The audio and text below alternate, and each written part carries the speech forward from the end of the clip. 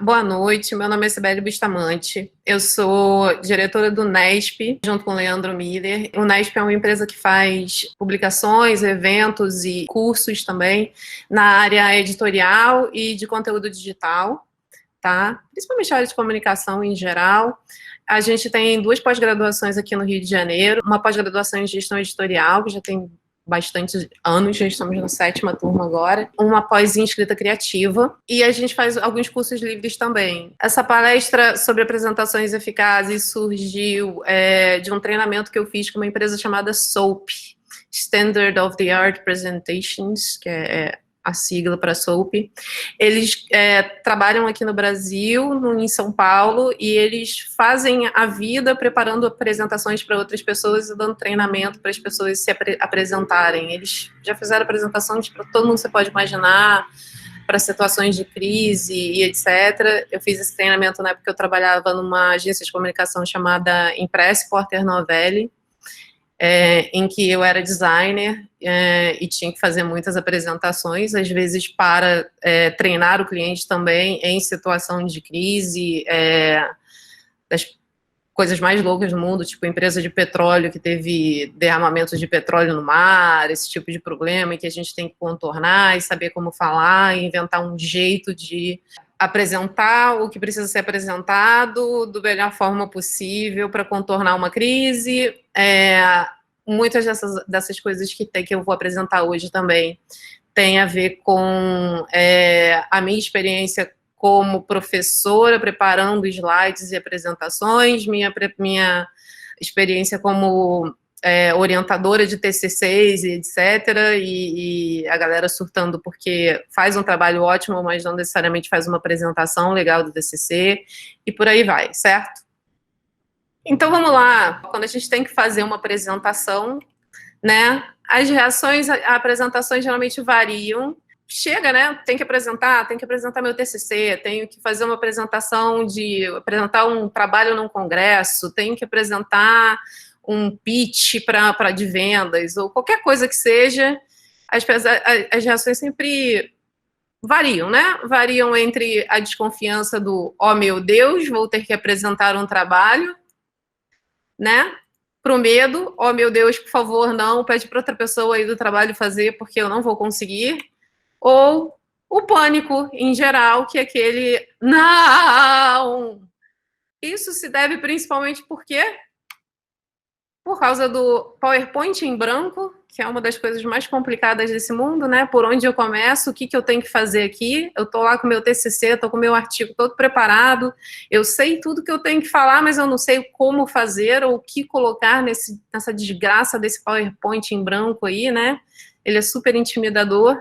E a outra coisa que intimida muito também é a plateia e aquele microfone que a gente geralmente não está acostumado a usar, né? Como é que eu faço? O que eu faço nesse momento, né? Com ou sem microfone às vezes é pior, principalmente para quem fala mais baixo do que eu. Eu tenho uma voz de trombone, consigo fazer 60 alunos calar a boca em 2 minutos, 60 alunos de 18 anos, eu grito um ei para todo mundo. Mas, enfim, as apresentações são inevitáveis, não tem jeito, né?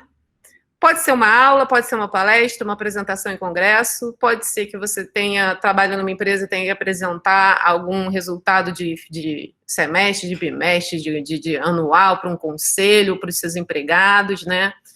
É um pitch de vendas, é alguma coisa que você vai ganhar dinheiro, pode ser um parceiro, pode ser um prospect, pode ser alguma coisa, algum cliente que você queira ganhar, mas de alguma forma, em algum momento, as pessoas têm que apresentar, fazer apresentações, né? Existem 3 P's. Quem conhece marketing tem os 4, 5, 6 P's, que dependendo de qual Kotler você lê, o mais recente acho que já tem uns 7 P's, né, de marketing, que é praça, preço, produto, promoção. Eu tenho 3 P's para apresentação. A primeira dela é o planejamento, que é a fase mais longa. A segunda é a prática e a terceira é a preparação, e a gente vai ver nos próximos slides. Vamos começar com o primeiro, que é o planejamento. O planejamento, a gente pode colocar ele em 7 passos, não obrigatórios. Tem 1 ou 2 ali que talvez, dependendo do assunto que você vai tratar, você possa pular, ok? Tem uma certa diferença em apresentações entre uma apresentação que você vai fazer para um pitch, para uma venda, para um TCC, e uma apresentação que seja uma aula, por exemplo, né? Uma aula, às vezes, a gente tem que abordar vários assuntos diferentes. Mas num pitch de vendas, você geralmente tem uma mensagem principal, que é o passo 1 desse planejamento, certo? Você vai ter que procurar a sua mensagem, o que você quer vender, o que você quer falar, o que você quer mostrar para aquela pessoa, certo? Então, se a gente está nessa coisa de eu quero mostrar uma mensagem para uma pessoa, como é que eu acho essa mensagem? Às vezes é muito prático, porque a gente sabe o que é. Eu escrevi um artigo que descobriu que cloroquina não funciona para a Covid, ou que eu escrevi um artigo, ou fiz uma pesquisa inteira que descobriu que a gente tem que incentivar o uso de camisinha entre os jovens de 14 a 24 anos. Lindo, você já sabe qual é o ponto da sua mensagem. Só que você tem que considerar que isso aí, na verdade, é só isso aqui, é o seu objetivo. Você tem que considerar mais 2 coisas, a sua audiência, e para você juntar essas 2 coisas, é melhor você pesquisar, certo? Com quem você está falando é mais importante, às vezes, do que a mensagem em si. Porque se você entregar essa mensagem da forma errada, a pessoa não necessariamente vai aceitar ou entender aquilo que você está falando, né? Então, você tem que colocar a audiência em primeiro lugar. Eu estou fazendo uma palestra para incentivar o uso, falando que eu tenho que incentivar o uso de camisinha na faixa etária dos jovens entre 14 e 24 anos, para assistentes sociais, para médicos ou para os próprios jovens. São linguagens diferentes que a gente tem que usar. E esse é o primeiro passo, pensar em o que eu vou falar, para quem que eu vou falar e como eu vou falar aquilo, certo? Essa apresentação, por exemplo, eu dou essa apresentação em sala de aula. Quando eu dou essa apresentação em sala de aula, eu faço vários exercícios e mostro várias coisas para os alunos. Eu faço uma metodologia muito mais ativa. Eu estou dando uma palestra live aqui para vocês, eu adaptei isso para um público em geral, que não é o meu público universitário, geralmente mais jovem, que eu dou aula de noite, então geralmente mais cansado, então eu tenho que dar uma sacolejada para a galera acordar e tal. É diferente, né? Quem está aqui espontaneamente, né? Então, a gente tem sempre que pensar nisso tudo. Então, a gente tem que pensar para quem que a gente tem que tá falando, o que a gente vai falar e como a gente vai falar. É impossível fazer isso sem a gente pesquisar, ou parar realmente para pensar. Eu conheço meu público, eu sei quem ele é, quais são as necessidades, quais são as intenções. Será que eles estão ali espontaneamente? Será que eles estão ali, mas não estão querendo estar ali? Né? Será que eu estou apresentando um congresso, só que metade das pessoas que estão assistindo ali, na verdade, quer estar no bar do hotel? Então, como é que eu vou falar para conseguir atrair a atenção deles, chamar a atenção deles, né? E isso tudo tem a ver com o passo 2 também. O passo 2 é você pegar essa sua mensagem e transformar em uma frase de efeito. Eu brinco que é para você criar um slogan, alguma coisa que chame a atenção desse público, né? E esse slogan pode ser até uma pergunta que você só vai responder lá no final, para as pessoas conseguirem imaginar como é, para chamar a atenção e prender a atenção deles, certo? No momento que você faz essa fase de efeito, as pessoas ficam com ela na cabeça. Você pode repetir ela várias vezes ao longo da apresentação. E ela fica com aquilo ali, certo? É óbvio que se eu estou fazendo uma palestra mais longa sobre vários assuntos, ou se eu estou dando uma aula, isso não é nem tão necessário.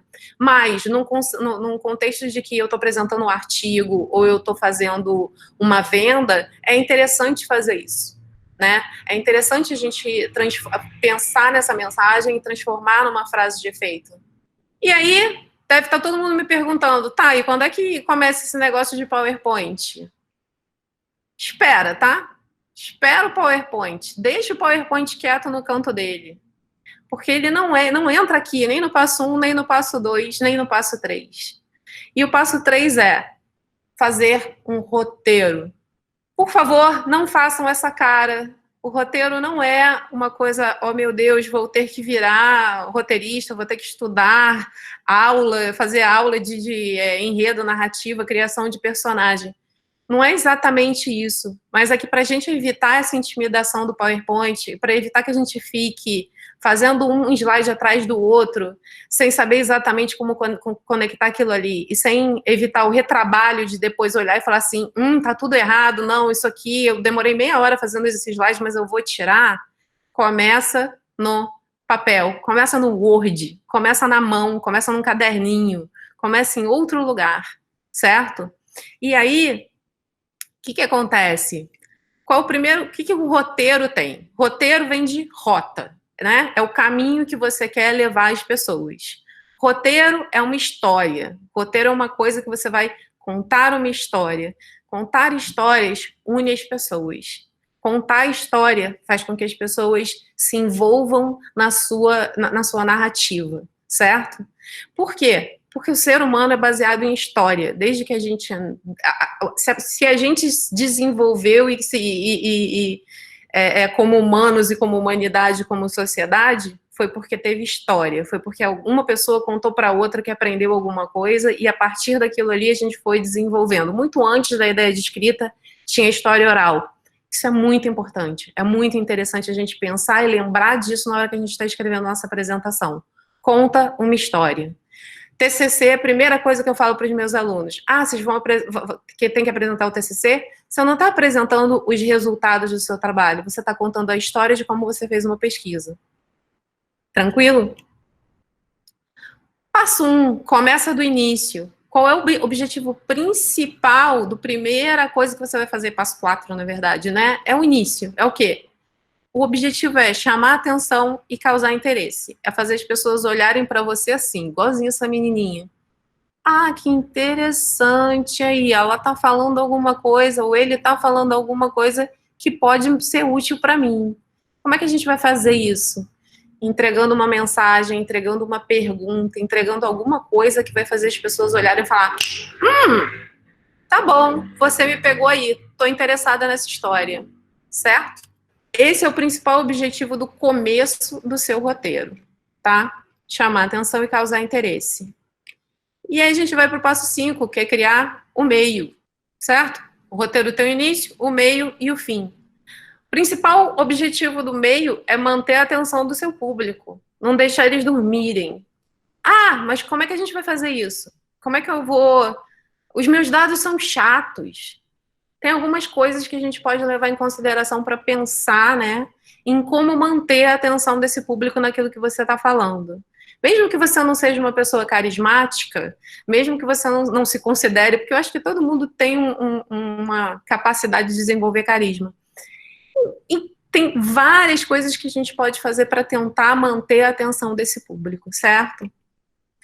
A primeira delas é falar, não contar a história linear. Pensa como se fosse uma montanha russa.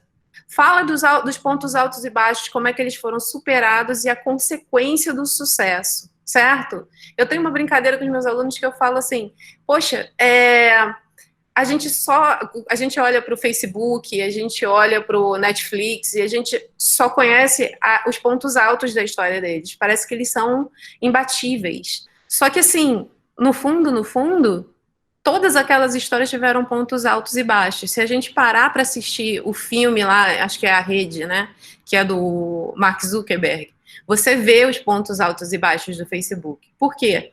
Porque se a gente está contando uma história, ela tem que ter drama, ela tem que ter tragédia, ela tem que ter pontos altos e baixos, ela tem que ter pontos de superação. A gente tem que contar como é que a pessoa chegou ali. E isso traz muito mais credibilidade para você do que simplesmente chegar e falar assim, então, eu pesquisei isso e os meus resultados foram esses. Boa tarde.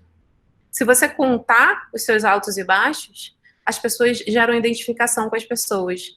Os super-heróis mesmo, eles são super-heróis por quê? Porque todo super-herói tem a sua criptonita, o seu lado fraco, o seu lado humano, o seu problema. Se não fosse os vilões, não teria história, né?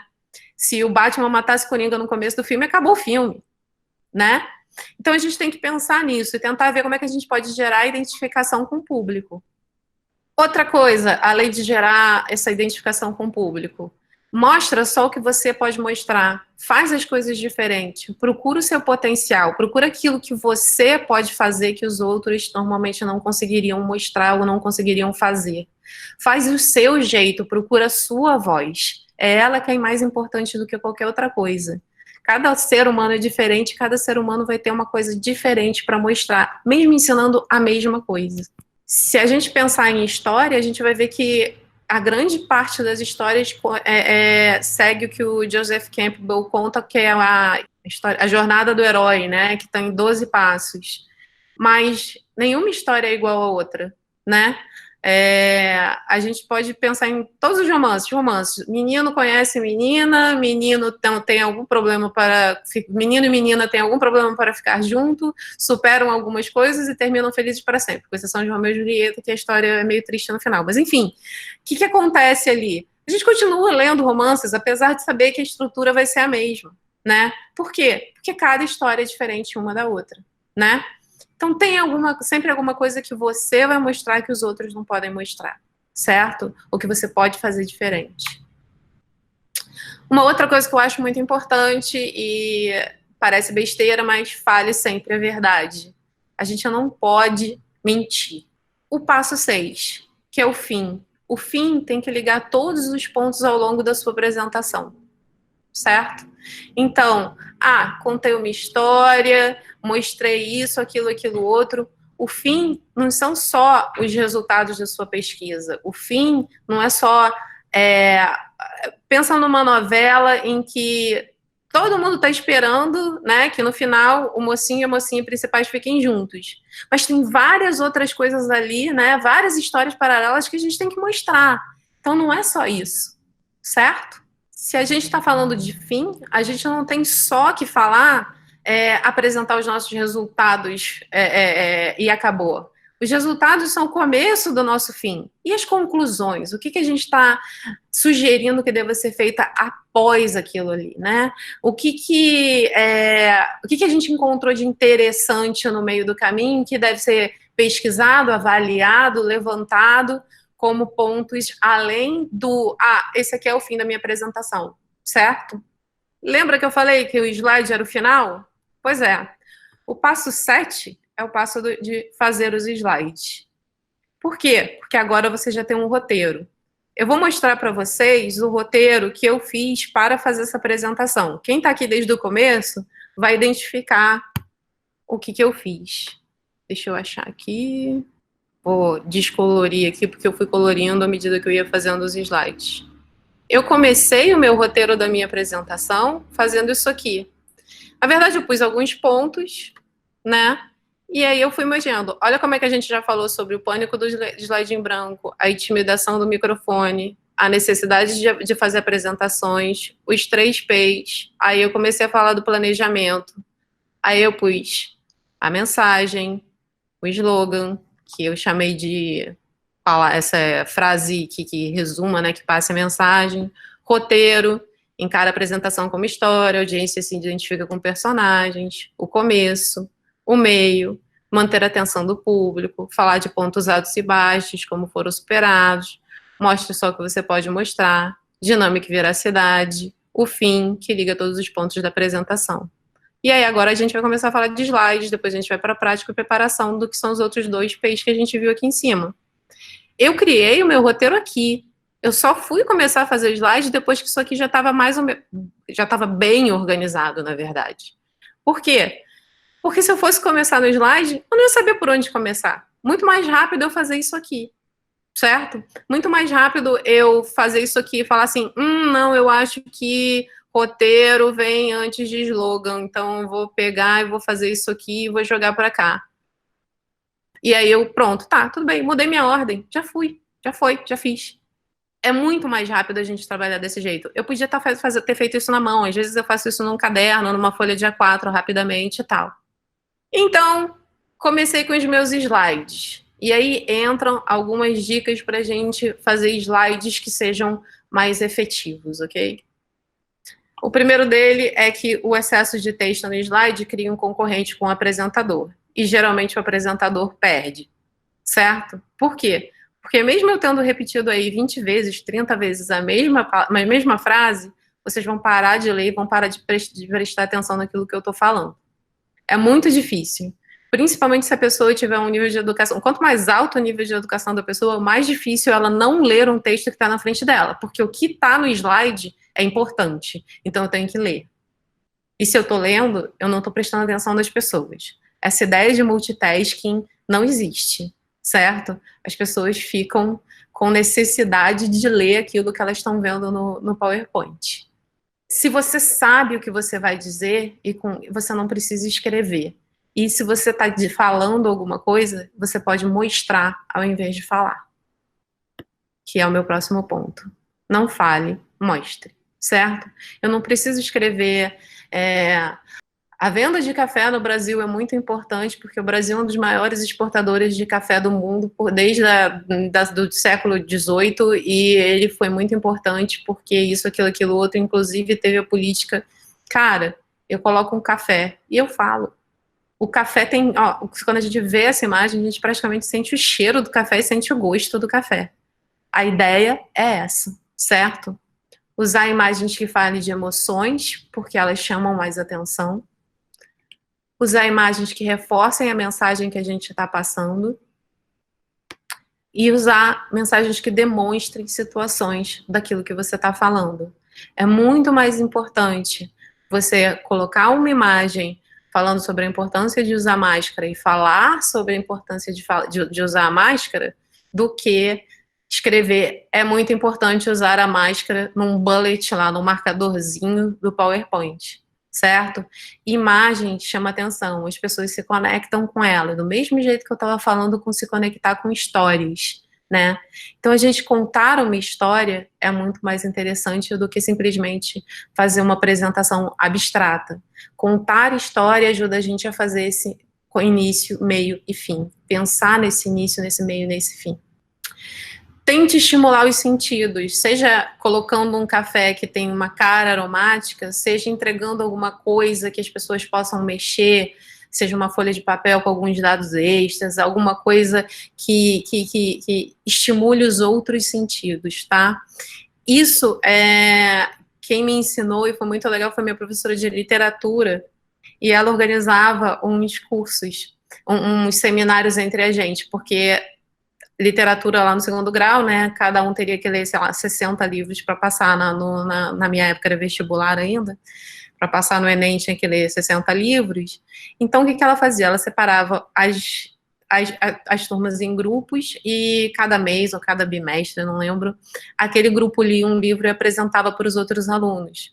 E ela falava, tenta estimular todos os sentidos. Quando eu estou falando aqui com vocês online, eu estou estimulando vocês visualmente, porque eu estou mostrando um slide com fotos, com texto. Eu estou estimulando vocês auditivamente, porque eu estou falando. Mas quando eu fazia esses seminários, a professora falava, traz alguma coisa para as pessoas se relacionarem com isso também, no olfato, no tato, no paladar. E a gente tentava sempre fazer isso. Então, lemos um livro sobre... Lemos o Guarani e fala de índios. A gente levava comida típica indígena. Lemos Euclides da Cunha, lá, da guerra lá do sertão e tal. A gente ia com peixeira, mostrava o chapéu lá, estilo do Lampião, trazia comida nordestina, fazia umas coisas para tentar envolver as pessoas com outros sentidos. Eu acho que em algumas palestras a galera serve aquele coquetel, né? Mas tenta casar o coquetel, se for possível, dependendo da situação, tenta casar o coquetel com o assunto da palestra, né? Ou tenta mostrar para eles outras coisas. Porque cada vez está mais difícil para o ser humano contemporâneo ficar sentado numa cadeira escutando alguém falar. A primeira coisa que a gente faz é pegar o telefone. Por quê? Porque a gente precisa de mais estímulos do que só o visual e o auditivo. A gente vai precisar de outras coisas. Eu aposto que tem gente que está me escutando agora e está passando roupa ao mesmo tempo, né? Porque a gente precisa do tato, a gente precisa do olfato, a gente precisa estar comendo alguma coisa enquanto está assistindo. Isso tem a ver com essa hiperestimulação que a gente está tendo hoje. Então, tenta trazer esses estímulos, esses sentidos, para aquilo que a pessoa, para aquilo que você quer que a pessoa preste atenção, ao invés de desviar ela para fazer outra coisa, né? Que é o que acontece normalmente. Por que a gente gosta, escuta podcast? Porque a gente pode dirigir e escutar podcast ao mesmo tempo. Não quer dizer que a gente esteja absorvendo a informação do podcast muito bem, não quer dizer que a gente esteja dirigindo muito bem, porque a gente está fazendo duas coisas diferentes. Então vamos tentar juntar todos os sentidos da plateia naquela informação que a gente quer passar, certo? E aí depois disso tudo, passamos pelo primeiro P, que é o planejamento. Tem a prática. Sibeli, por exemplo, quando você está fazendo uma apresentação e aí você passa um livro, você não acha que a pessoa que está lá vendo o livro pode parar de ouvir por um momento? Eu acho que sim, porque um livro é muita informação, né? A gente acaba parando para prestar atenção demais no livro e presta atenção naquilo, para de prestar atenção no que a gente está falando. Principalmente naquelas aulas minhas de design, que eu vou mostrando vários livros diferentes e tal. Mas eu acho que aquilo, pelo menos, tira vocês da inércia. Daquela coisa do sentar e ficar me escutando, sentar e ficar me escutando.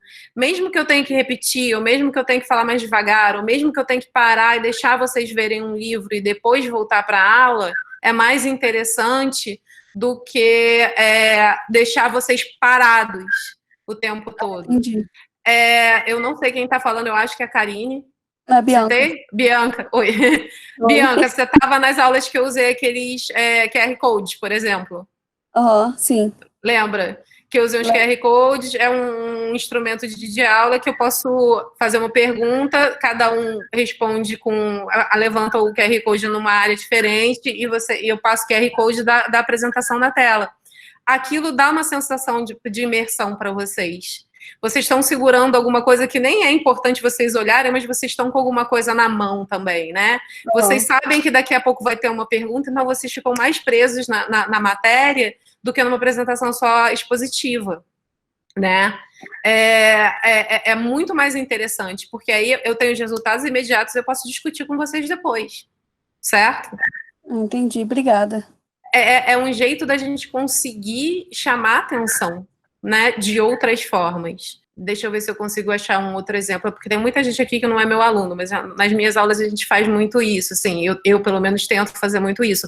Eu peço para vocês levarem, se ainda não teve aula de design editorial comigo, o que eu faço? Leva régua, leva compasso, leva esquadro, leva isso, leva aquilo, vamos desenhar. Por quê? Porque desenhando vocês estão fazendo aquilo que eu estou explicando. Se não, passa por um ouvido, sai pelo outro e vamos embora, né? A gente precisa disso. A gente precisa ter um contato, né, diferente com as coisas. Antes de eu começar a prática, eu vou dar uma lida lá para ver se perguntas de outras pessoas. Deixa eu voltar aqui. A Maria Cristina estava falando que não dá para estimular o sentido no artigo científico. No artigo científico, não. Na apresentação do artigo científico, eu acredito que depende do artigo científico e depende do tipo de plateia que você está tratando. E aí a gente volta lá um dos primeiros slides que eu falei sobre mensagem, audiência, né, e como é que você pode pesquisar para fazer aquilo de um jeito diferente. Um dos primeiros empregos que eu tive foi numa editora que trabalhava com livros de oftalmologia. É óbvio que tem artigos científicos que não dá para você fazer muita coisa com isso, mas eu estou mostrando um novo trabalho, eu estou mostrando um novo tipo de lente de contato, eu estou fazendo um novo modelo, eu estou mostrando, falando sobre mapeamento de retina, eu estou falando sobre alguma coisa, alguns médicos levam coisas que dá para ser passadas para o pessoal, para eles verem, fisicamente segurarem na mão. tô falando sobre prótese ou qualquer coisa parecida. Inventei um olho diferente ou uma prótese dentária, alguma coisa assim. Dá para eles darem uma passada nisso, tá? A Guida tá falando uma coisa que é muito verdadeira. Para tirar da inércia também pode perguntar coisas para a plateia, interagir diretamente. Isso é fundamental, assim, sabe? Criar uma relação com a plateia é muito importante. É por isso que no começo dessa apresentação eu falei, cara, se mete aí, liga o microfone, faz pergunta na hora, não se preocupa. Por quê? Porque senão vocês vão dormir, né? Fica uma coisa muito chata, fica muito cansativo, fica cansativo até para mim. Eu fico aqui olhando para um slide, parece que eu tô falando com as paredes, né? A Maria está falando aqui também, de novo, Maria Cristina. Em um artigo científico são apresentadas muitas informações. Temos que colocar os objetivos, pressuposto teórico, metodologia, etc., né? Claro, mas tem como você amenizar isso de várias formas, certo? Eu já apresentei artigos científicos na minha área, que é de comunicação. Existe uma grande diferença entre você estar fazendo um artigo científico, fazendo comparação de traduções de textos diferentes, em que você vai ter que mostrar textos na tela o tempo todo, e não tem jeito, você não dá para fugir dessa coisa do texto demais na tela, e fazer alguma coisa em que você está colocando um texto e lendo o texto para a plateia. Não faz isso, cara. Você sabe qual é o texto que você vai falar. Não precisa do texto ali. Se você está colocando o texto no slide, cara, manda o slide por e-mail para a pessoa e vai embora, sabe? É basicamente isso, né? Assim, vamos lá e vamos pensar como. Poxa, vou fazer isso aqui diferente. O que eu posso fazer? Eu tenho que colocar meus objetivos? Você tem que colocar seus objetivos. Você tem que escrever todos os seus objetivos bonitinhos ali na tela? Não necessariamente. Tem que ser um bullet list lá, aquela lista com marcadorzinhos do PowerPoint? Não necessariamente. Vamos pensar aqui. Eu mostrei para vocês aqui, ó, isso aqui. Certo?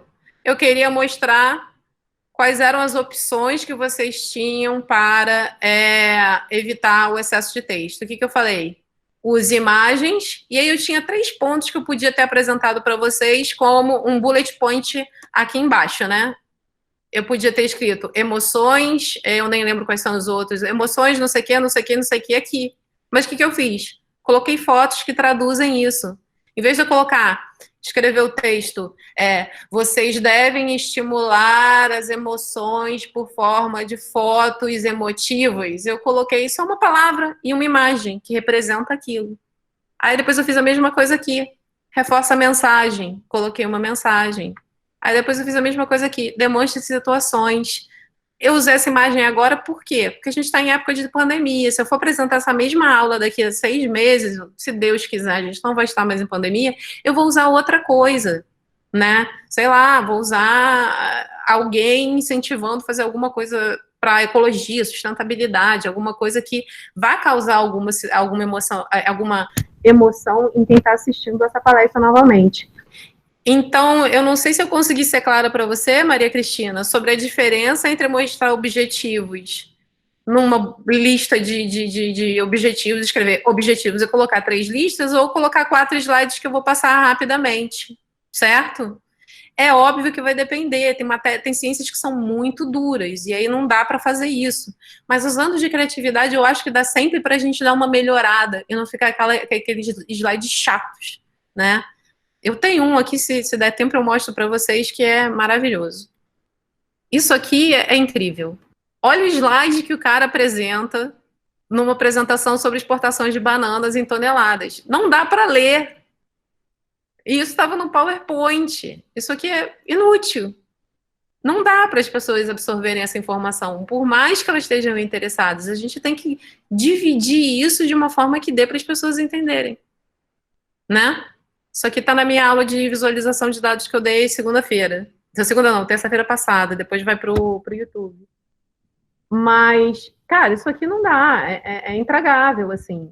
Destila essa informação de um jeito que as pessoas consigam absorver essa informação, né? Por mais técnica que ela seja, por mais que seja importante que você consiga comparar todos esses 3 eixos aqui, dos anos, dos nomes dos países e da quantidade de banana por tonelada em todos esses anos e em todos esses países. Isso é válido? É importante para o cara que está apresentando isso? Só que, assim, destila isso de outra forma, porque isso aqui não vai dar. Ainda mais com essas bananas penduradas aí atrás para poluir mais ainda o ambiente. Certo? Fui clara, Maria Cristina? Eu entendi, mas em linguística é diferente. No máximo que podemos fazer são os esquemas. Sim, fazer esquema em vez de apresentar. Você trabalha com linguística. Linguística é uma situação complicada mesmo. Assim, eu tenho, por exemplo, eu sempre falo, coloca pouco slide, coloca pouco texto no slide, coloca pouco texto no slide. Eu tenho um curso, eu não dou, quem dá é a Andréa Amaral, que está aí, e a Denise Schittini, que dá esse curso para a gente do Nesp. É um curso de preparação e revisão de texto. É óbvio que os slides delas têm uma tonelada de texto. Não tem jeito. Só que ainda assim tem algumas coisas que dá para cortar. A gente pode fazer uma brincadeira e destilar marcadores e bullet points, eu não sei o que, em imagens que ajudem as pessoas a absorver aquela informação e a reter aquela informação no futuro, certo? É mais fácil para as pessoas aprenderem, apreenderem a informação se ela estiver sendo destilada. Tranquilo? Aí, a André está falando, a aula tem muito conteúdo textual, né? Eu estou aqui para tentar melhorar nossos slides. Vamos começar na parte de prática. Vamos lá. Treine, treine, treine, treine. E aí eu coloco a imagem do Steve Jobs para me lembrar de usar ele como exemplo. Por quê? Steve Jobs dava aquelas palestras de lançamento dos iPads, dos iPods, dos iPhones da vida, né, antes dele morrer, e eram lançamentos, eram palestras de 2 horas de duração em que ele mostrava todos os recursos técnicos para os nerds do mundo. Mas ele conseguia fazer aquilo de um jeito tão interessante que até pessoas que não entendem da parte tecnológica ficavam maravilhadas com aquilo, e pessoas ao redor do mundo alugavam espaços, cinemas, etc., para assistir a palestra online, porque ali ele geralmente apresentava no Vale do Silício para, sei lá, para um teatro com 2.000 pessoas. Para apresentar aquela palestra de 2 horas, só no local em que ele ia apresentar, ele treinava durante 8 horas. E tudo tinha que estar perfeito. É óbvio, ele é obsessivo, ele é paranoico, ele é louco. Eu não treinei tanto assim para dar essa palestra. Por quê? Porque eu já dei essa palestra várias vezes. Mas eu mudei muito essa palestra para adequar para a minha audiência. Mas eu já decorei algumas coisas que eu vou falar para vocês aqui. A primeira delas é treinar, treinar, treinar. É óbvio que um professor que dá 8 horas de aula não vai poder ficar treinando todas as aulas que ele vai dar. O professor ganha um certo jogo de cintura. Mas é importante a gente aprender com os nossos erros. Vamos começar por aí, né? Então, terminou a aula, e isso meu marido odeia, eu chego em casa falando sobre como eu dei a aula, o que eu falei, o que eu não falei, como é que eu deveria ter falado. E eu uso ele, coitado, de ouvido. Por quê? Porque eu quero melhorar a minha apresentação, eu quero ser um professor melhor, eu quero ser um apresentador melhor. Então eu olho e falo, poxa, eu falei tal coisa, mas eu devia ter falado assim, porque eu acho que eu teria chamado mais a atenção das pessoas. Eu tenho que fazer assado, eu tenho que mudar isso aqui não foi legal. Usar isso como exercício para a próxima apresentação é interessante. É muito diferente aula de quando eu vou apresentar um congresso. Quando eu vou apresentar um congresso, eu treino. Por quê? Porque eu tô, primeiro de tudo, numa situação que é muito mais intimidadora para mim. Aluno, a gente fala assim, olha, eu não lembro dessa parada não, mas semana que vem eu falo com você. Se eu tô num congresso, eu tô ali meio que sendo sabatinada, né, de um jeito diferente. Então, num congresso, eu tenho que estar ali, eu escrevo um monte de coisa e deixo no ladinho, para se eu precisar consultar, porque às vezes, de repente, eu esqueço o nome de alguém, né? Apresente para os outros.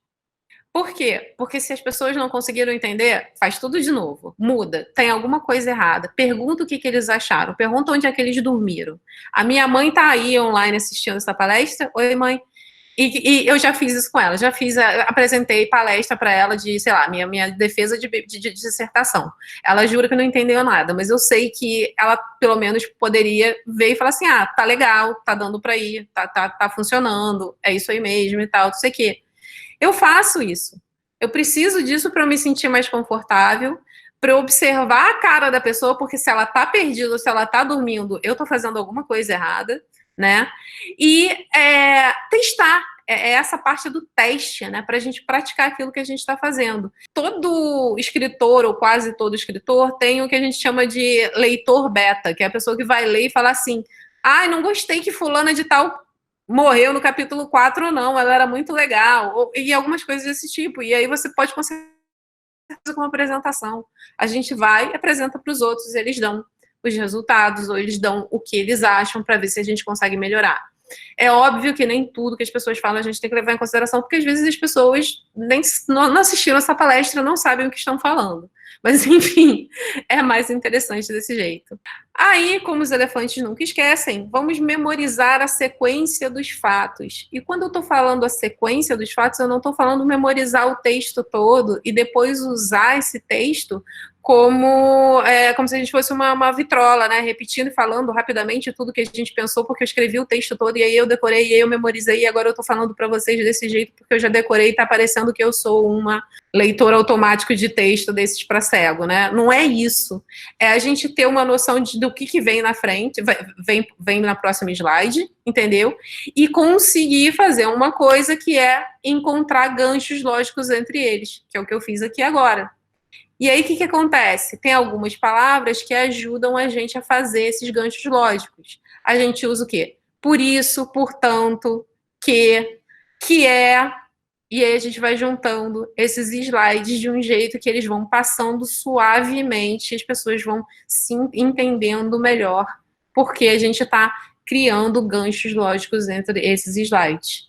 Se você vai fazer um pulo muito grande, como, por exemplo, quando eu fiz pulando do primeiro P para o segundo P, você tem que falar assim, olha, então, lembra que eu falei que são 3 P's? A gente acabou o primeiro P do planejamento e agora a gente vai para o segundo P da prática. O que é isso? Eu estou voltando atrás e estou revisando, estou mostrando para vocês que eu estou cumprindo aquilo que eu prometi lá no começo. Confie em mim, entendeu? Você está mandando a mensagem de que estamos na segunda, na parte 2 de 3, né, dessa operação toda aqui que a gente vai ter hoje. Sacou? A outra coisa é entregar o maior valor possível no menor tempo possível. Certo? Somos aí um caracol no skate. Por quê? Para as pessoas realmente notarem que elas não estão perdendo tempo enquanto elas estão assistindo sua palestra. Pega o seu conteúdo, junta ele e desapegue-se do que não interessa ao seu público. Essa é a hora da prática. Na hora que você está praticando, que você está testando a sua apresentação, você anota aquilo que não é interessante, aquilo que é repetitivo, aquilo que não pode, que talvez não seja interessante para aquela plateia naquele momento. Pode acontecer, eu como estou no meu computador aqui na minha casa, de você olhar e falar assim, aquilo ali que fulano perguntou, que a Maria Cristina perguntou, tem a ver com uma coisa aqui, eu vou mostrar para ela. Aí eu vou e abro um outro arquivo, que nem eu fiz aqui, parei tudo, abri um arquivo, mostrei e falei, cara, olha esse gráfico, não dá para usar, sabe? Por quê? Porque surgiu a oportunidade. Mas se eu colocar todas as possibilidades de surgir a oportunidade que existe na hora que eu estou falando aqui, esse negócio vai ficar com 150 slides e a gente vai ter 3 horas de duração. Não dá, não é assim, né? Então a gente tem que se desapegar daquilo que não interessa ao público.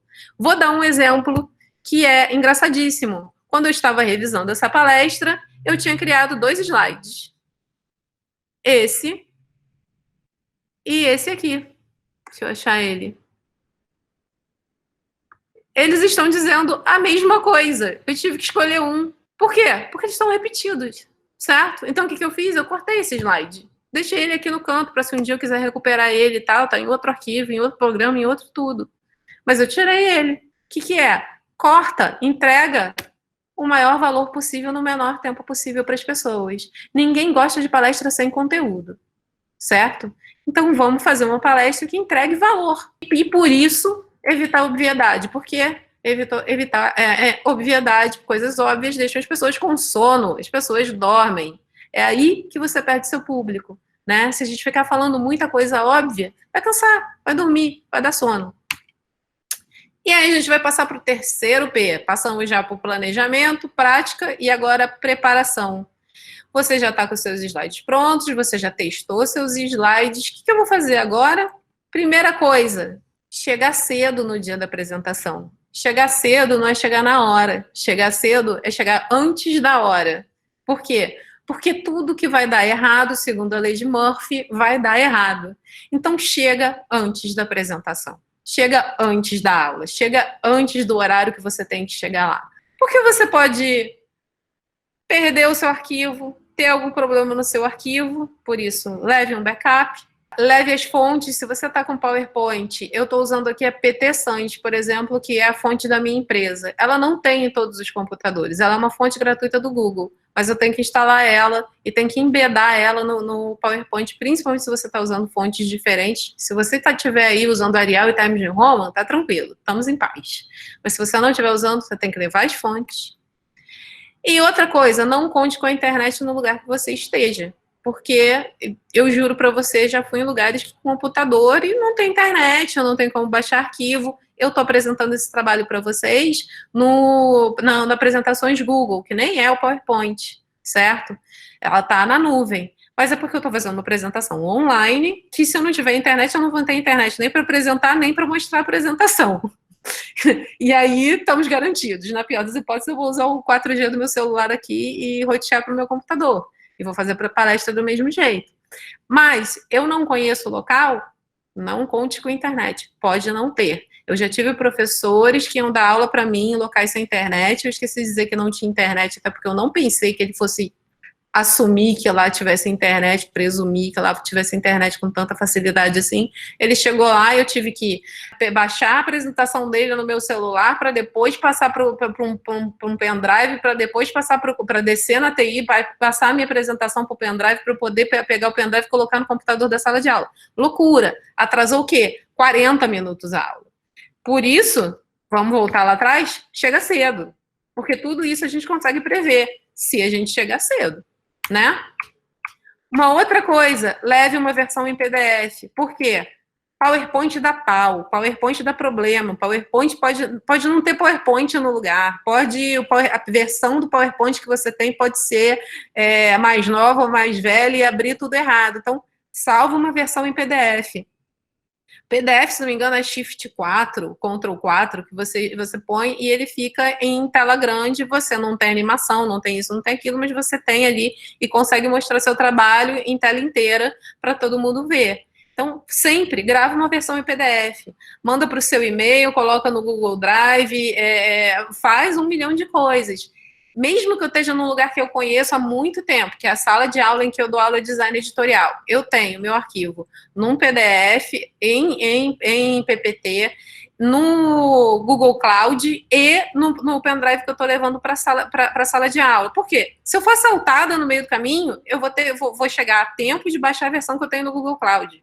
Se eu tiver que parar no Starbucks e jogar o meu pendrive dentro do copo de café, eu vou conseguir dar aula. Entendeu? É isso que a gente tem que pensar.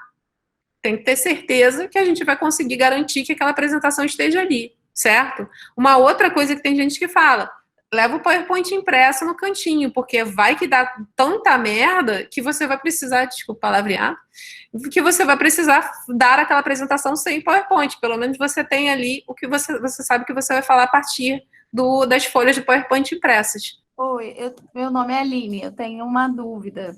Oi, Aline, fala. Por exemplo, se você tem apresentações em PowerPoint em que contenham animações, você recomenda ter animações, por ser uma maneira, talvez, de prender o público, e uma outra questão também, essa questão do PowerPoint. A gente sabe que quando a gente salva em PowerPoint, essas animações acabam que ficam inexistentes, né? Quando salva em PDF. Quando salva de PDF... Sem dúvida. O que você recomenda? Ter ou não animações? Olha, eu falo para as pessoas que a gente precisa aprender a caminhar antes de correr. Aprender a engatinhar antes de caminhar e depois correr. As animações, no geral, são mal utilizadas. Eu não estou dizendo que você use elas mal utilizadas, tá? A galera usa de um jeito muito complicado, muito chato, e fica brega pra caramba. Isso vai ser uma coisa que eu vou falar lá na frente e a gente discute um pouquinho mais. Não tô dizendo que é para abolir todas as animações do mundo, muito pelo contrário, tem situações que a animação é o tchan do negócio, é alguma coisa para mudar a situação. Tem uma apresentação que eu faço que é de dicas básicas de design, que é tipo design para quem não é designer, que eu falo de proximidade, que são vários pontinhos. separados, né, bem distantes, e aí eu falo para o pessoal, o que vocês estão vendo aqui? A galera fala um monte de bolinha, né, um monte de círculo. E aí eu fiz uma animação que junta tudo, e aí eu falo, olha, por aproximação esses círculos estão formando uma seta. Aquilo ali é super útil para mim, porque ele tem uma justificativa de estar animado ali. Agora, ficar colocando as coisas rodando para um lado e para o outro na tela sem motivo é muito, assim, desnecessário, né? Confie em você, confie no seu conteúdo. A animação é uma coisa muito WordPress, Word Art, sabe? Aquela coisa muito... A gente tem que trabalhar ela, mas tem que trabalhar ela de um jeito bem gostoso, interessante e com justificativa. Por que ela está ali, né? Assim como os slides mesmo, né? Olha para o slide, se você fez o slide está lá na sua frente, pergunta qual é o objetivo dele para a minha apresentação. Se você demorou mais de 5 segundos para responder, tira aquele slide, você não precisa dele. Tem perguntas aqui. Guida, Sibeli, o que você acha da avaliação da apresentação pela plateia no final, anônima? Dependendo do público, dependendo da situação, se você tiver abertura, eu acho interessante, sim, das pessoas avaliarem. O Nesp, geralmente, no final dos cursos, a gente passa, não no final da apresentação em si, mas no final dos cursos, a gente passa um formulário para eles preencherem, para os alunos preencherem, dizendo o que achou do professor, o que achou das apresentações, o que achou da didática, o que achou disso, aquilo, outro, justamente para eles poderem dar uma ideia daquilo que eles falaram, do que eles acharam, né? Porque a apresentação, é muito difícil o público separar o slide do apresentador, da voz do apresentador, do conteúdo, etc, né? Às vezes a pessoa não está interessada naquele assunto, ainda mais um aluno de pós-graduação que está assistindo uma matéria que não é interessante para ele. Ele vai gongar a matéria de qualquer forma. A gente tenta fazer o mais feliz possível, mas a pessoa é designer, está ali pelo design editorial, mas está tendo que ser forçado a assistir uma aula sobre teoria da tradução. Ele acha que ela é um saco. Ele nem fala inglês, não fala língua nenhuma, né? Fica aquela coisa, né? Então a gente tem que pensar como é que faz isso. Ronieri, uma boa estratégia de treino é apresentar para pessoas leigas no assunto. Isso obriga a tornar a apresentação agradável para prender a atenção desse tipo de público. Sim, dependendo da sua audiência, Ronieri. A Maria Cristina, por exemplo, que está falando que ela vai apresentar um congresso em linguística. Linguística é um negócio que uma palavra, assim, cada terminologia que você usa muda completamente o significado de tudo. Se eu for apresentar para um leigo, o leigo não vai entender nada. Mas se a minha audiência eu tenho que ensinar linguística para o primeiro período da faculdade de letras, aí você pode usar, né, a sua mãe, a sua mulher, seu filho, como um teste aí para ver o que está, se você está conseguindo se fazer entender, porque eles estão bem no começo, certo? Hoje menos, mas no começo das apresentações que eu fazia antigamente, eu me perdia, eu assumia que as pessoas sabiam algumas coisas, tipo, o que é uma empena, eu dou aula de design editorial, o que é uma prova plotter, o que é... Hoje, eu já sei que eu uso essas palavras, mas eu uso essas palavras já vindo com a definição delas de acordo com a audiência, né? Eu assumia que todo mundo sabia quem era Gutenberg. Gutenberg foi o inventor, entre aspas, da prensa. Não, principalmente essa geração mais nova, ninguém ouviu falar no inventor da prensa. Eles não ouviram falar nem no inventor da internet, que eles usam todo dia. Não, Yuri está perguntando, não sei se você já foi falado, mas o que você acha de slides que ficam para consulta? Tem várias coisas para discutir sobre isso. A primeira delas é que tem determinadas pessoas que se sentem absurdamente incomodadas com entregar os slides deles por uma questão de direito autoral, propriedade intelectual, etc. Aquela história do eu demorei 5 horas de trabalho para criar esses slides e agora ele vai aparecer no slide share de graça para todos os professores roubarem e usarem para dar aula. Eu sou uma pessoa total CCO, Creative Commons, domínio público, pode dar, eu dou, eu empresto, faz o que quiser. Tem algumas situações muito particulares, eu tenho alguns professores que trazem dados sigilosos da empresa deles, ou dados sigilosos de empresas como a Nielsen, que eles podem apresentar para os alunos, porque é como se eles estivessem falando, mas eles têm que cortar aqueles slides na hora de entregar os slides para os alunos, porque é material de propriedade de terceiros. E aí não tem jeito, tá? Particularmente, os meus slides é muito complicado. Eu sempre dou os meus slides para todo mundo. Só que, sem o meu texto, os slides não valem nada. Né? Porque vocês já viram os slides que eu faço. Eles têm uma imagem, um texto e uma palavra. E se não tiver eu para explicar, é meio inútil. Né? Fica meio... Porque eu não escrevo textão no slide. Tem situações, agora com a pandemia, eu estou preparando as aulas para Santa Úrsula, que eu sou professora lá, e aí eu estou pegando esses meus slides, que eu só usava uma imagem e falava horas em cima daquela imagem para os alunos, e eu estou escrevendo os textos todos mastigadinhos ali, porque os alunos não necessariamente podem assistir a aula online na hora, porque eles estão em casa, com o filho gritando, com o cachorro latindo, aquelas coisas e tal, não sei o quê, e aí... eu estou colocando esses slides muito mais esmiuçados. Eu estou chamando o meu slide de caderno de atividade, porque tem tanto texto que não é mais um slide de apresentação. É um slide de caderno de atividade. Sabe? Porque eles não precisam nem assistir a aula que eu gravo e deixo remoto para eles lá, o link para eles assistirem, e eles têm aquele material todo ali como se fosse um caderninho virtual, que, inclusive, eles escrevem as respostas, eles respondem intercalado, né? Eu dou um ponto, ensino um ponto, faço uma pergunta, ou duas, ou três, sobre aquele ponto para eles. Aí é outra coisa, né? Mas eu não tenho como te responder isso. Eu acho que é uma coisa muito pessoal do professor, se ele pode disponibilizar os slides dele ou não, tá? Primeira coisa de PowerPoint que é maravilhoso é isso aqui. Existe uma ferramenta no PowerPoint que nem todo mundo conhece, chamado modo de apresentador. Enquanto no projetor as pessoas estão vendo esse slide, por exemplo, que é o slide que está grandão aqui, o apresentador está vendo essa tela toda. O que é legal aqui? Primeiro de tudo, você tem a duração da palestra nesse canto aqui, nesse número 1. Tá? 2, ele tem o slide grandão aqui, que é o slide atual em que ele está. Aqui, ele tem o horário, de acordo com o horário que tiver no computador. Se no computador estiver errado, vai estar errado aqui. Então, ele sabe que horas são. Aqui, ele sabe qual é o próximo slide. Aqui, se você estiver vendo que está acabando a hora e você quer pular uns slides, em vez de você sair apertando o Enter e pulando um monte de slide e deixar a palestra... a audiência notar que você está pulando slide, você pode simplesmente, tipo, eu tô aqui e quero vir para cá. Você clica aqui e ele já vai direto para esse próximo slide pulando esses dois, por exemplo. Certo?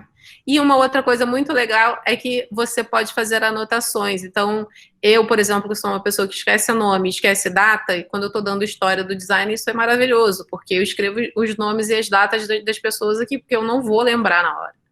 Certo? E os nomes e as datas não precisam estar aqui no texto, porque eu não vou cobrar isso na prova, no trabalho. O importante na minha aula de design editorial é que as pessoas entendam quais são os estilos de design editorial possíveis e imagináveis, o diferencial que é Art Nouveau, de Art Deco e de estilo e não sei o quê. Então, para mim, eu não quero colocar as datas aqui, porque as pessoas vão se sentir obrigadas a achar que aquilo é importante, ficar anotando no caderninho as datas das coisas. Não é importante. Em 1853, Joãozinho fez tal coisa. Mas só tem que entender que foi no século XIX, acabou, sabe? É por aí, tá? Esse modo apresentador, vou abrir aqui o PowerPoint para mostrar para vocês aonde ele fica. Vocês vão vir aqui, Slide Show Presenter View, aqui, desculpa. Tá? Vocês clicam aqui, Slide Show Presenter View, acho que em português é modo apresentador. Não sei o que vai acontecer no PowerPoint, que eu nunca tentei usar online. Vocês estão vendo que tela? Estão vendo a tela, só a tela principal ou estão vendo o modelo original? O modo apresentador. Vocês estão vendo o modo apresentador, porque o PowerPoint não é feito para funcionar dentro do Google Meet. O Google Slides faz isso por mim. Então, o que acontece? Imagina que eu preciso escrever aqui, gráficos, diluir gráficos, imagina que eu quero falar isso, né? Diluir gráficos em mais gráficos. Aí eu escrevo aqui, Eu escrevo aqui no espaço de anotações, ó, diluir gráficos em mais gráficos ou em mais páginas. Aí eu venho no Presenter View, diluir gráficos em mais gráficos, está escrito aqui. Então, no projetor, as pessoas vão estar vendo só essa tela, a tela grandona. Para mim, vai estar aparecendo isso, eu vou estar sabendo que tem esse slide. Se eu quiser pular para o slide lá da frente, ó, eu faço assim e já pulo, e as pessoas nem vão ficar sabendo que eu pulei 500 slides. Isso é muito útil, principalmente se você tem um tempo estipulado, apertadíssimo para falar sobre determinado assunto. A outra coisa que eu já falei é evite marcadores em excesso, no máximo 5.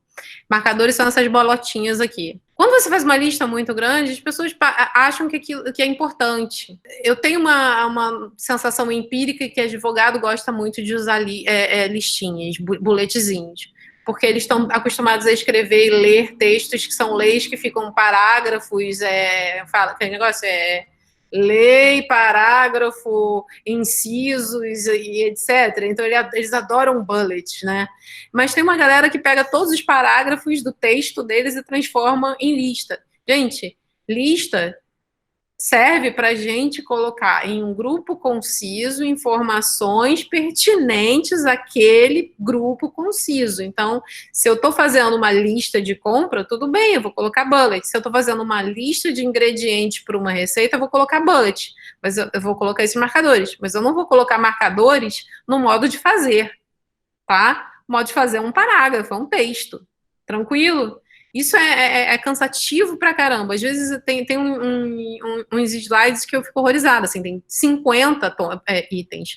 Se você tem 50 itens, 30 itens, 15 itens no mesmo slide, a pessoa não vai conseguir reter toda aquela informação. Dilui aquilo de alguma forma, separa em grupos diferentes, de forma coesa, que faça sentido, em categorias diferentes, para as pessoas conseguirem absorver aquela informação toda. A outra coisa que alguém já tinha perguntado, é que coisas voando são bregas, muitas fontes e cores também. O que acontece quando a gente faz isso?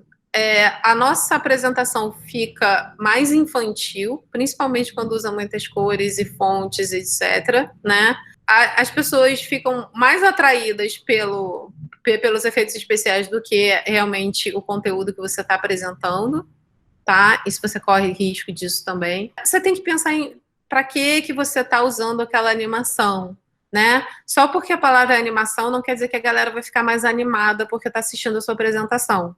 Esse é o único slide que eu usei a animação da palestra inteira. Recomendações básicas. Usem fontes super legíveis, fáceis de entender. Poucas fontes, não fica misturando um monte de fontes. Tirando esse slide aí que eu acho que eu usei 10 fontes diferentes, todos os outros slides estão na mesma fonte que o PT Sans, negrito ou normal. Acabou, não tem mais nada. Coloca uma paleta de cores para você, cria uma paleta de cores para chamar de sua. E aí põe aí 3 cores que combinem muito bem. 3 cores é mais do que suficiente para você fazer uma apresentação, tá? Porque senão vira um samba do crioulo doido, as pessoas perdem a sensação de unidade que a sua apresentação vai ter. E ela tem que ter essa sensação de unidade, essa sensação de que tudo aquilo está falando sobre o mesmo assunto. Olha como é que esse slide está destoando de todos os outros, mesmo eu tendo usado aqui o símbolo da minha empresa e o rodapé, é uma zona, né? Não tem nada a ver com os outros, tá? Outra coisa que é muito importante, principalmente quando a gente está projetando em tela, né?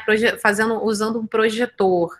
Cuidado com o uso de cores. A combinação de determinadas cores impossibilita a leitura ou faz ela ficar muito difícil.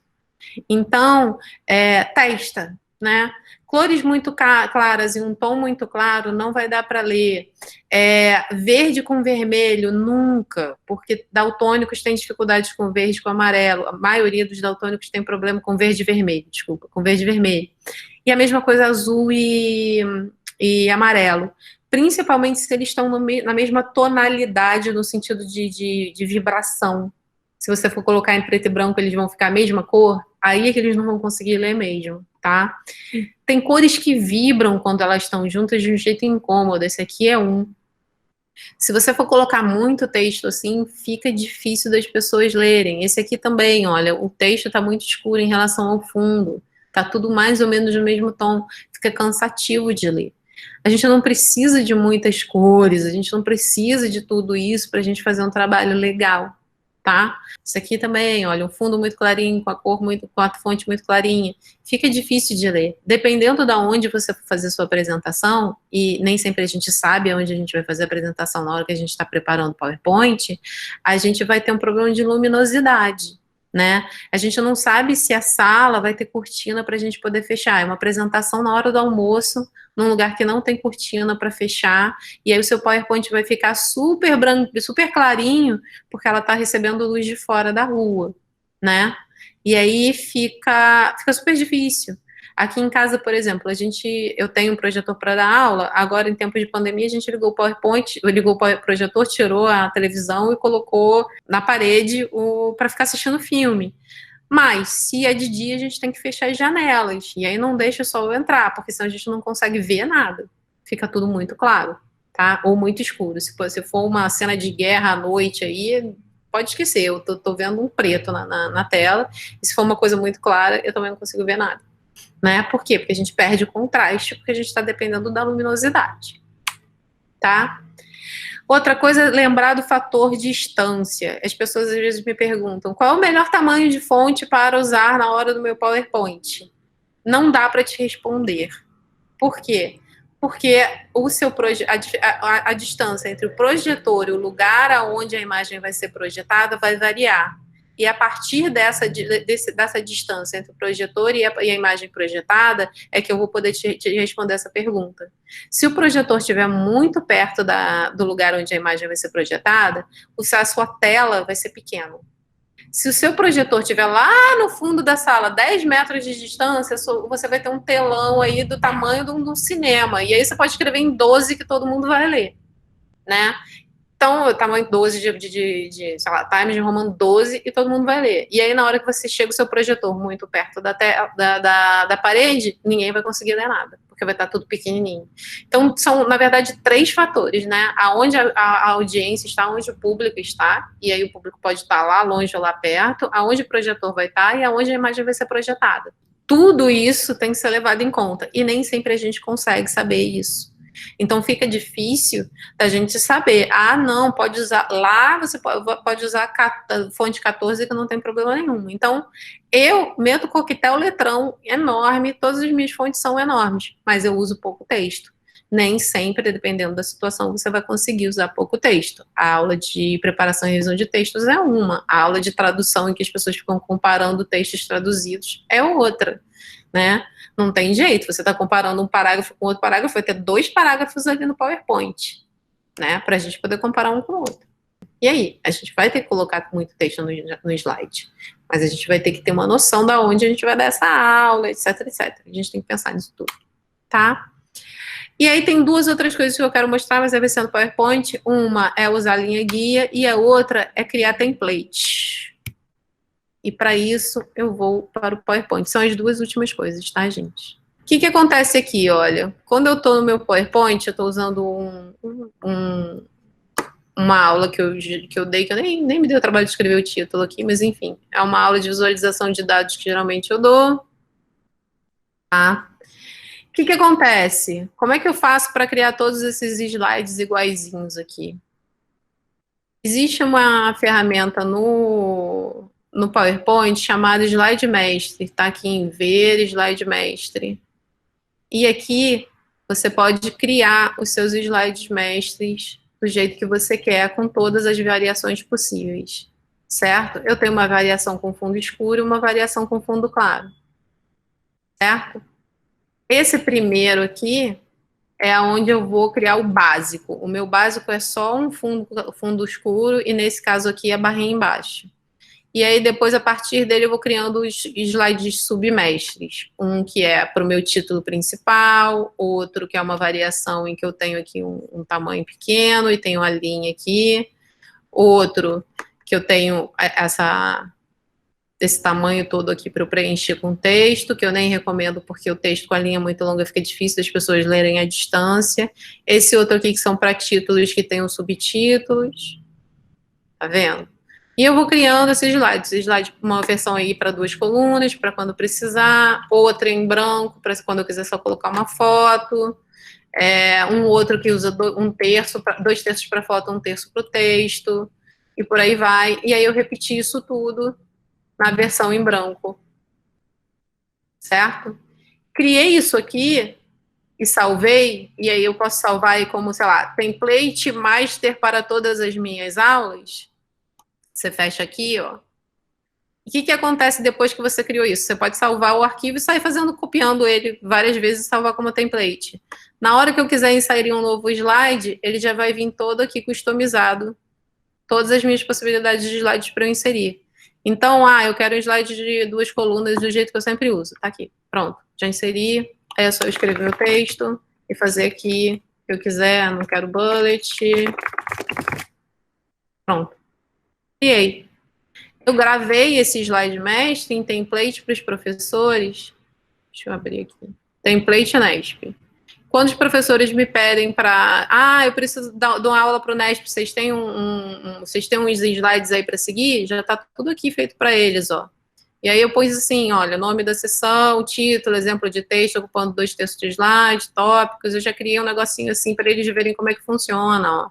Sugestão para apresentação de números, texto em 2 colunas, porque nem sempre as pessoas sabem que pode clicar aqui e escolher, né? Então eles vão copiando, colando, fazendo Ctrl+C, Ctrl+V nesses aqui e vão criando os slides deles. Como é que a gente melhora essa situação para ficar legal pra gente? Vou abrir aquele lá, não devia ter fechado, estava melhor. Quem assistiu minha aula sobre design para quem não é designer, que são coisas básicas de design, entendeu como que alinhamento é importante.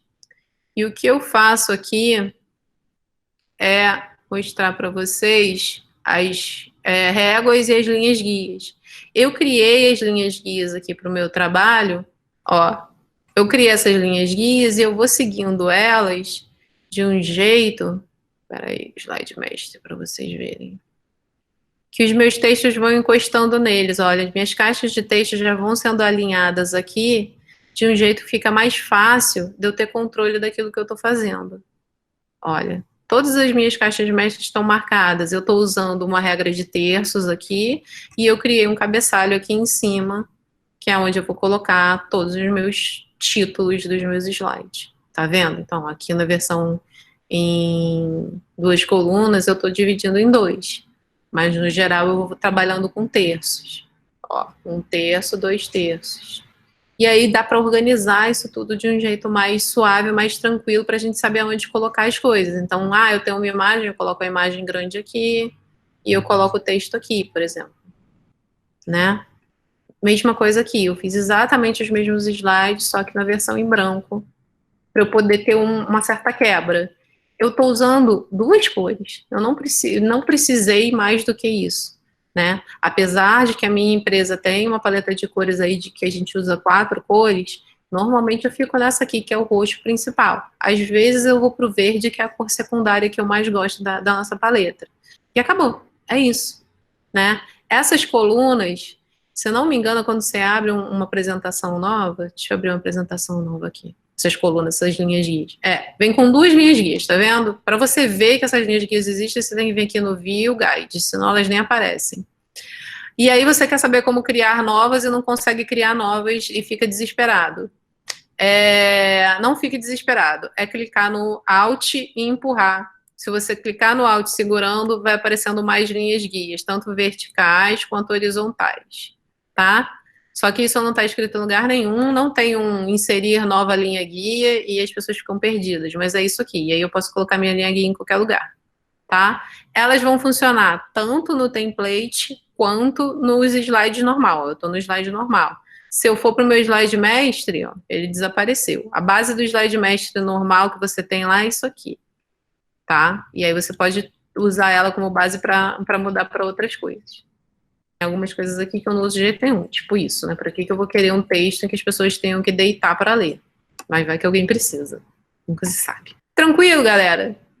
Alguém tem alguma dúvida? Todo mundo entendeu essa parada? Como é que estamos aqui? O Yuri, eu já respondi. Andréia.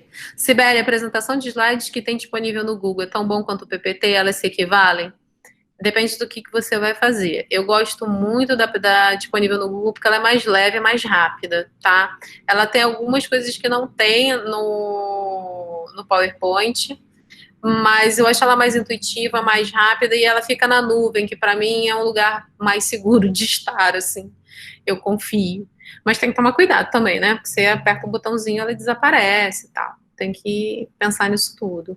Eu ando usando mais as apresentações do Google ultimamente, porque eu estou fazendo muita palestra online e eu estou já guardando elas ali. Às vezes as pessoas me pedem, é mais fácil, em vez de eu mandar um arquivo de 200 megas para a pessoa, eu já posso só mandar o link e falar, olha, você só pode assistir daí, pode ver daí, eu mando o link, sem problema nenhum. É mais fácil do que ficar transportando arquivos pesados, mandando por e-mail, aí tá maior do que os 20 megas que o e-mail deixa, eu tenho que subir no e-transfer, aí vira aquela zona do caramba. O Ronieri, o Office tem um app que sincroniza essa tela de apresentação com o celular, então você pode passar o slide, usar o laser e as anotações na tela do celular. Tem sim, eu nunca fiz isso porque na maioria dos lugares que eu tenho, o projetor não, esse meu projetor também não tem o Wi-Fi. Mas você precisa ter o Wi-Fi para conectar o celular no projetor, se é o que eu entendi que você está falando. O Google Apresentações também tem modo apresentador, viu? O Vitor, dou aula de inglês em um curso, eles disponibilizam slides das lições, mas são bem ruins e desorganizados, então sempre procuro deixar as apresentações de acordo com cada perfil de turmas, crianças, adolescentes e adultos. Na turma de kids, procuro deixar os slides mais dinâmicos com animações em lugares estratégicos e imagens. Isso tira a atenção do aluno, ou seria melhor se os slides fossem mais diretos? Sinceramente, eu não conheço, não dei aula para criança o suficiente para te responder, Vitor. Eu acho que para uma criança que está acostumada com desenho animado e tal, não sei o que, de repente pode ser interessante. Usar isso demais é que eu acho que é o problema, né? A gente não pode fazer a animação concorrer com o conteúdo que você está dando, mas ela pode ser útil, e pode ser útil até para explicar alguma coisa, né? Eu tenho um GIF feito pelo Alexandre, acho que ele está até aí, que eu uso muito nas minhas aulas, deixa eu ver se eu acho aqui. Foi feito pelo meu amigo Alexandre, e eu uso para explicar qual é a diferença entre HTML e CSS, que eu não vou explicar exatamente agora, mas é super útil, ó. Começa com HTML é um elemento sozinho e que ele é só um elemento, né? E esse é o elemento Haroldo.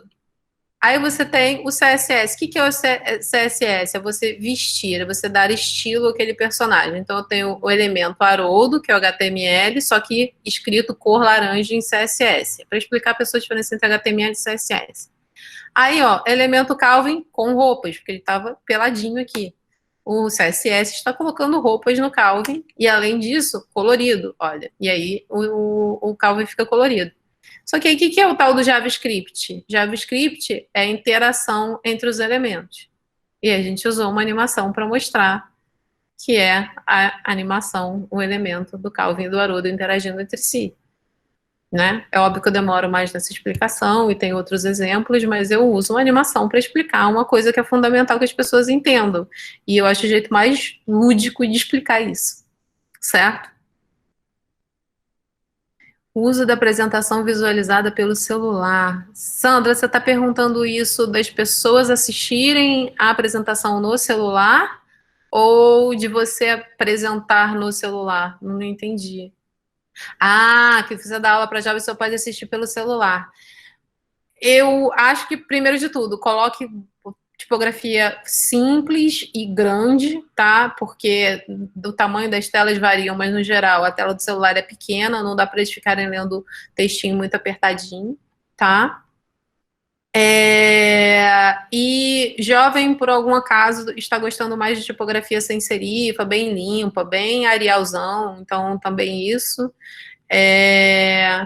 Eu acho que se você está fazendo apresentações também, fala mais do que escreve, porque a galera vai prestar mais atenção em você e não vai ficar aquela disputa entre o que você escreveu e o que você está falando.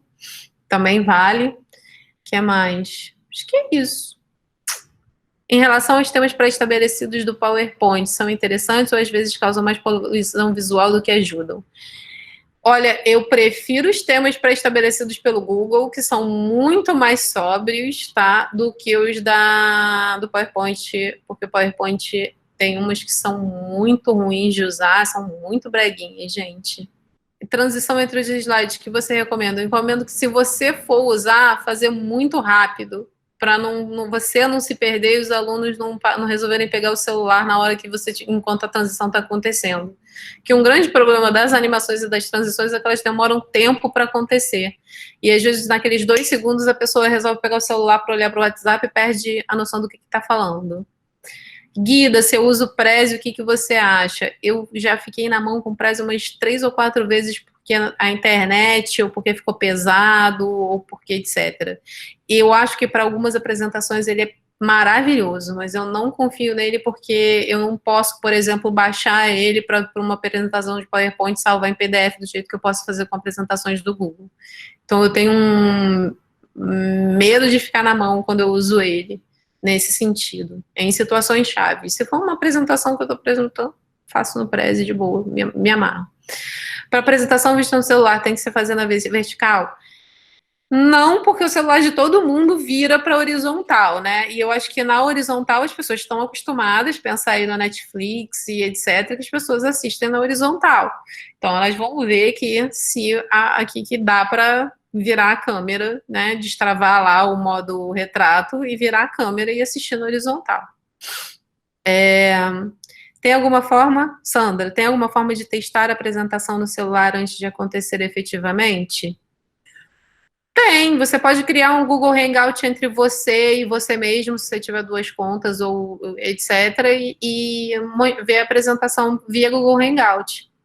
Esse aqui que a gente está usando é o Google Meet, mas o Google Hangout é gratuito e dá para você apresentar a tela. Você vai, abre um Hangout entre você e você mesmo, usa 2 e-mails do Gmail, abre e vê abre no seu computador, apresenta e olha para o seu celular ali para ver como é que está ficando.